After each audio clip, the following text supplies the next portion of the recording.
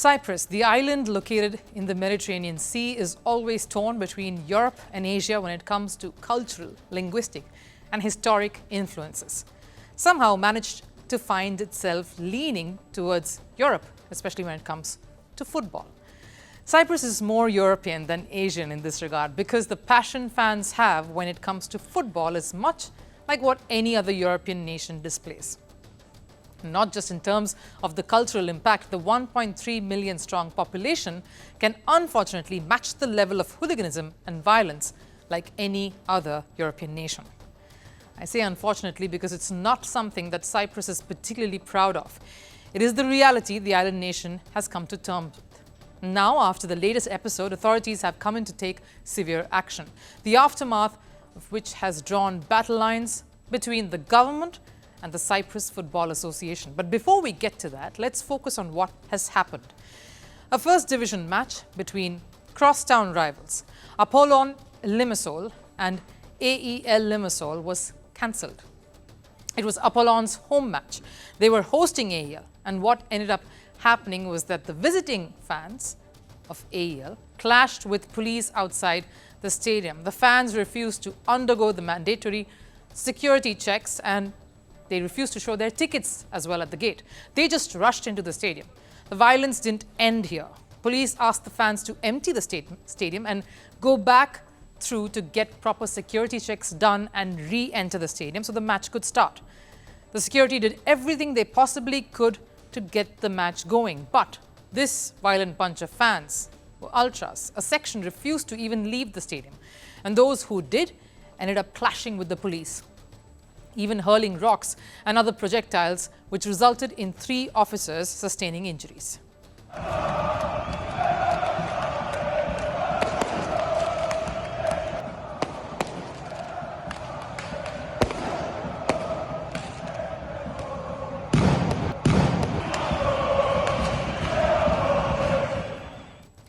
The matter soon turned chaotic. Police managed to arrest 4 people, and upon detaining 2 17-year-olds, they even confiscated metal bars and balaclavas, the ninja-like masks to prevent identification. Cyprus police claim to have found bags even containing powerful flares.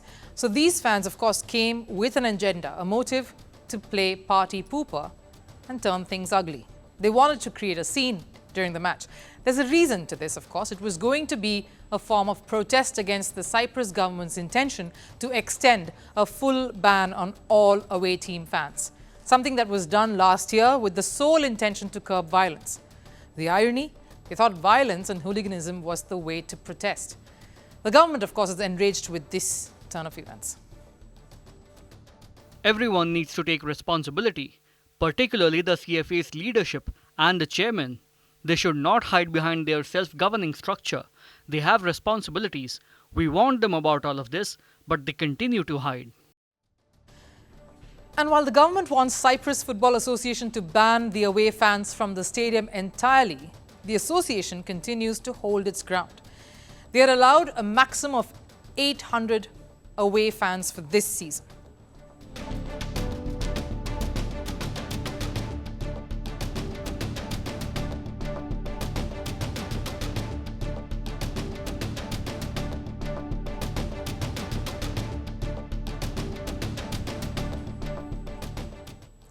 So what's the right thing to do here? It's good that Cyprus Association is standing its ground, holding steady. Now, I'm not backing any form of violence here. Cyprus Football Association needs to take decisions pertaining to the sport without any duress from the government.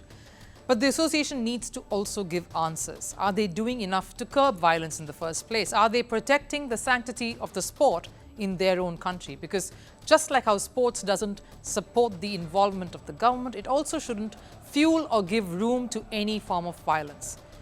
Because the Apollon Limassol and AEL Limassol match isn't just an isolated incident, this being called off. Cyprus has a history. Earlier this year, the Cyprus Cup derby between the same sides was cancelled due to violent incidents that broke out. 4 people were arrested for preventing the match between these two sides to even take place. In 2023, over 100 hooded and masked men broke into Limassol which resulted in property damages and injuries to a 21-year-old. In 2022 as well, before the match between the very same opponents, fans of both sections set fires and hurled chunks of concrete and plastic seats at each other. The fight continued even outside the stadium. The hooligans even damaged shops and cars around. So it's not like the recent incident is a standalone one. The government resorting to such a drastic step has come on the back of a series of such acts. Fans have a history of not just clashing with police, but also rowdy behavior damaging property. In the latest episode too, around 300 police officers worked overtime to cover the game and try to keep things in order. It seems like the association is fighting a losing battle, though, with the government. Past instances aren't helping, and the continuation of hooliganism unchecked is not really helping either. But what could be the ramifications of this? One, of course, the standoff between the government and the association itself. That has to be resolved. The other, of course, is to maintain the health of the sport in the nation.